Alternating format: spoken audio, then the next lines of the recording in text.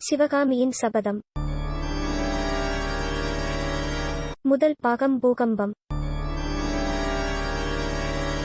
3ஆம் அத்தியாயம்.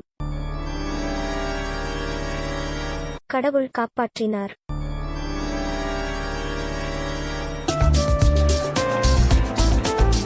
மின்னல் மின்னுகிற நேரத்தில் மதயானையின் மீது ஓர் இளம்பிள்ளை வேலை எறிந்ததையும் யானை திரும்பி அவனை துரத்திச் சென்றதையும் சிவிகையிலிருந்த பெரியவரும் இளம் பெண்ணும் பார்த்துக் கொண்டிருந்தார்கள். அந்த வாலிபனின் தீரமும் துணிச்சலும் அவர்களுக்கு பெரும் வியப்பை உண்டு பண்ணின. அந்த பிள்ளைக்கு அபாயம் நேராமல் இருக்க வேண்டுமே என்று அவர்களுடைய உள்ளங்கள் துடித்தன. அவனுக்கு என்ன நேர்ந்தது என்று தெரிந்து கொள்ளும் ஆவலினால் சிவிகைக்குள்ளிருந்து பரபரப்புடன் வெளியே வந்தார்கள். அந்தச் சமயம் அவ்விசாலமான வீதி ஜன சூனியமாகக் காணப்பட்டது. ஓர் காக்கை அங்கே கிடையாது.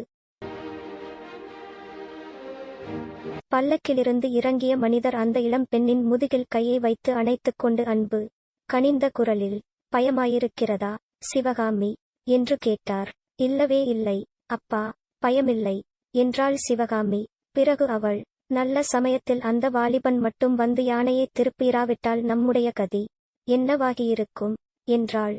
பல்லக்கு சுக்கு நூறாகியிருக்கும் என்றார் தந்தை. ஐயோ என்றாள் அந்த இளம்பெண். அதற்காகத்தான் சிவிகையை கீழே வைத்துவிட்டு சிவிகை தொக்கிகளை ஓட்டமெடுக்கச் சொன்னேன். நாமும் பக்கத்து வீட்டுக்குள் ஓடித் தப்பி இருக்கலாம். ஆனாலும் வந்த அபாயம் பெரிதுதான் என்றார் பெரியவர். நாலாபுறமும் சிதறி ஓடிய ஜனங்கள் கொஞ்ச நேரத்துக்கெல்லாம் ஒவ்வொருவராகத் திரும்பி வர ஆரம்பித்தார்கள். வந்தவர்கள் எல்லாரும் அங்கு நிகழ்ந்தவைகளைப் பற்றி ஏக காலத்தில் பேச ஆரம்பிக்கவே சற்றுமுன் நிசப்தம் குடிகொண்டிருந்த இடத்தில் கலகல என்று பேச்சொலி எழுந்தது. ஆகா, ஆயனரும் அவர் மகளும் அல்லவா, நல்ல வேளையாகப் போயிற்று, கடவுள்தான் காப்பாற்றினார் என்று ஜனங்கள் பலவாறாக பேசிக்கொண்டு நின்றார்கள். கடவுள் காப்பாற்றினார் என்றாலும் அவர் அந்த வீர வாலிபனுடைய உருவத்தில் வந்தல்லவா காப்பாற்றினார். அந்த பிள்ளை யாராயிருக்கும், அவனுடைய கதி என்னவாயிற்று, இதை பற்றித்தான் ஆயனரும் அவருடைய மகளும் எண்ணமிட்டுக் கொண்டிருந்தார்கள். ஆனால் அந்த இளம்பிள்ளையைப் பற்றி அவர்களுக்கு தகவல் தெரிவிக்கக் கூடியவர்கள் யாருமில்லை. ஆயனர் யானை கடைசியாக நின்ற இடத்தின் அருகே சென்றார். அங்கே யானையின் காலில் மிதிப்பட்டு முறிந்து கிடந்த வேலை கையில் எடுத்துக்கொண்டார். இன்னும் சற்று தூரத்தில் அவிழ்ந்து கிடந்த மூட்டையை அவர் கட்டி எடுத்துக்கொண்டு திரும்பிச் சிவிகையண்டை வந்தார். சிவகாமி அந்த முறிந்த வேலை வாங்கி வியப்புடன் நோக்கினாள். ஆயனர், சிவகாமி, இங்கே வீணாக நின்று கொண்டிருப்பதில் பயனில்லை, நாம் போகலாம், எல்லா விவரங்களும் தானே நாளைக்குத் தெரிந்து விடுகிறது என்றார். தந்தையும் மகளும் சிவிகைக்குள் ஏற உத்தேசித்த சமயத்தில் சற்று தூரத்தில் குதிரைகள் அதிவேகமாக வரும் சப்தம் கேட்டு தயங்கி நின்றார்கள். நிலா வெளிச்சத்தில் முன்னால் 2 வெண்புறவிகள் பாய்ந்து வருவதும் பின்னால் 5-6 குதிரைகள் தொடர்ந்து வருவதும் தெரிந்தன.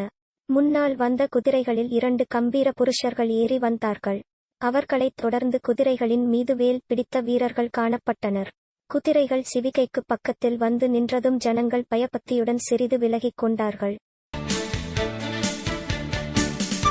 மகேந்திர மகா பல்லவர் வாழ்க, திரிபுவன சக்கரவர்த்தி வாழ்க, குணபுர மகாராஜா வாழ்க, குமார சக்கரவர்த்தி மாமல்லர் வாழ்க என்ற கோஷங்கள் நாற்புறமும் எழுந்தன. வெண்புறவிகளில் முன்னால் வந்தவர்கள் மகேந்திர சக்கரவர்த்தியும் அவருடைய ஏக புதல்வர் நரசிம்ம பல்லவருந்தான் என்பதை ஆயனரும் சிவகாமியும் உணர்ந்ததும் அவர்களுக்கு பெரிதும் வியப்பு உண்டாயிற்று.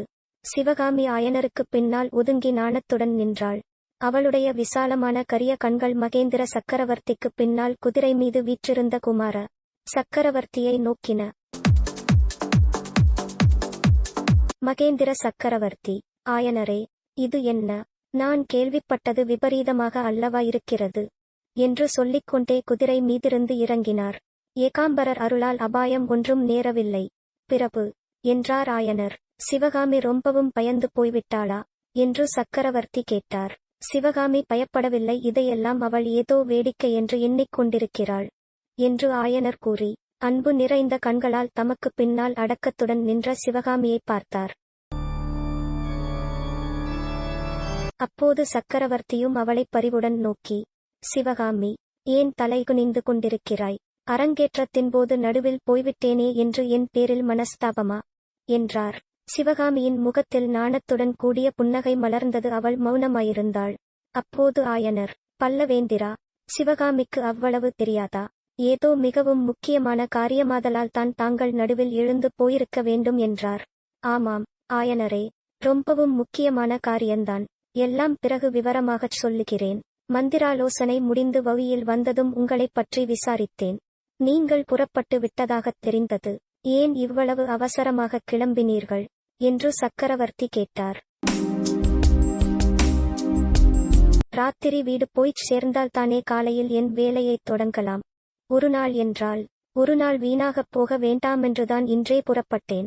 பிரபு, ஆமாம், உமது தெய்வீகச் சிற்பக் கலையை விட்டுவிட்டு உம்மால் ஒரு நாள் கூட இருக்க முடியாதுதான். இப்போதும் இராத்திரியே போவதாகத்தான் உத்தேசமா? ஆம் பல்லவேந்திரா, பட்ட பகலைப் போல் நிலா எரிகிறது. இரவு போய்விடுவதே சௌகரியம். இந்த வெண்ணிலாவை பார்த்தால் எனக்குக் கூட உம்முடன் வரவேண்டுமென்று தோன்றுகிறது. ஆனால் அது முடியாத காரியம். நாளை அல்லது மறுநாள் வருகிறேன் என்று கூறிச் சக்கரவர்த்தி திரும்பிப் பார்த்தார். அப்போது சக்கரவர்த்திக்குப் பின்னால் இன்னொரு வெண்புறவியின் மேலிருந்த நரசிம்மவர்மர் வெகு லாகவத்துடன் குதிரை மேலிருந்து கீழே குதித்துச் சக்கரவர்த்தியின் பக்கத்தில் வந்து, அப்பா, யானையின் மீது வேல் எறிந்த வாலிபனைப் பற்றி விசாரிக்கவில்லையே என்று கூறிவிட்டு ஆயனரைப் பார்த்து, அந்த வாலிபன் யார்? அவன் எங்கே சென்றான்?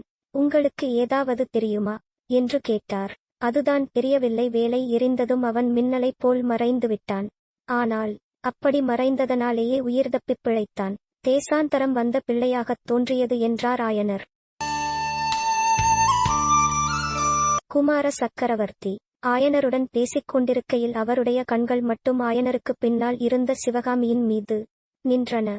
நரசிம்மவர்மர் சற்று தூரத்தில் குதிரை மீதிருந்தபோது அவரை ஏறிட்டு தீவிர நோக்குடன் பார்த்த சிவகாமியோ இப்போது அவர் பக்கமே பார்க்காமல் பூமியை பார்த்து கொண்டிருந்தாள். தரையில் அவள் அருகில் சற்று முன்னால் அவள் கையிலிருந்து நழுவிய முறிந்த வேல் கிடந்தது. அதை பார்த்த நரசிம்மவர்மர், சிவகாமி, இது என்ன என்று கேட்டுக்கொண்டே அவள் அருகில் சென்றார். சிவகாமி சிறிது பின்வாங்கி முறிந்த வேலை தரையிலிருந்து எடுத்து அவர் பக்கம் நீட்டினாள். அதை நரசிம்மவர்மர் வாங்கிக் கொண்டபோது அவருடைய கைவிரல்கள் சிவகாமியின் விரல்களைத் தீண்டியிருக்க வேண்டும். தேள் கொட்டியவர்களைப் போல் அவர்கள் அவசரமாக விலகிக் கொண்டதிலிருந்து இதை ஊகிக்கக் கூடியதாயிருந்தது. நரசிம்மவர்மர் தம் தேகத்தில் ஏற்பட்ட படபடப்பை ஒருவாறு சமாளித்து அடக்கிக் கொண்டு ஆயனரைப் பார்த்து, உங்களை மத யானையின் கோபத்திலிருந்து காப்பாற்றியது இந்த வேல்தானா ஆயனரே என்று கேட்டார். ஆமாம் பல்லவ குமாரா என்று ஆயனர் மேலும் ஏதோ சொல்லுவதற்குள் மாமல்லர் தந்தையைப் பார்த்து, அப்பா, இந்த வேலுக்கு உடையவனை கட்டாயம் கண்டுபிடிக்க வேண்டும். அவன் நல்ல சமயத்தில் இத்தகைய வீரச் செயலை புரிந்திராவிட்டால் பல்லவ சாம்ராஜ்யத்தின் மகா சிற்பியை அல்லவா இந்நேரம் இழந்திருப்போம் என்றார். அதற்குச் சக்கரவர்த்தி, மகா சிற்பியை மட்டும்தானா? பல்லவ சாம்ராஜ்யத்தின் தலை சிறந்த கலைவாணியையும் இழந்திருப்போம். அந்த வீரனை கண்டுபிடிக்க வேண்டியது அவசியந்தான். இவர்கள் இப்போது புறப்பட்டுச் செல்லட்டும், ஏற்கனவே நேரம் அதிகமாகிவிட்டது என்று சொல்லிவிட்டுச் சிவகாமியைப் பார்த்து, குழந்தாய், உன்னுடைய ஆட்டம் இன்று அற்புதமாயிருந்தது. முழுமையும் பார்க்கத்தான் முடியாமல் போயிற்று என்றார். பின்னர் அவள் தந்தையை நோக்கி, ஆயனரே, உம்முடன் பேச வேண்டிய விஷயங்கள் எத்தனையோ இருக்கின்றன. சீக்கிரத்தில் மாமல்லபுரம் வருகிறேன். இப்போது ஜாக்கிரதையாய் போய்ச் சேருங்கள் என்று சொன்னார்.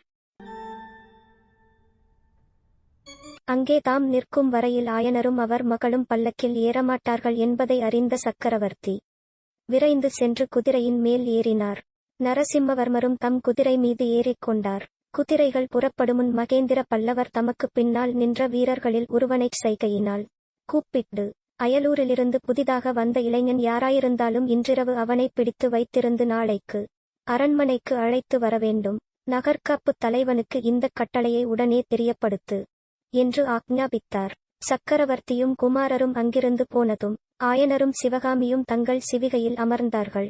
காவலர் புடைசூழ சிவிகை காஞ்சிக் கோட்டையின் கீழ் வாசலை நோக்கிச் சென்றது.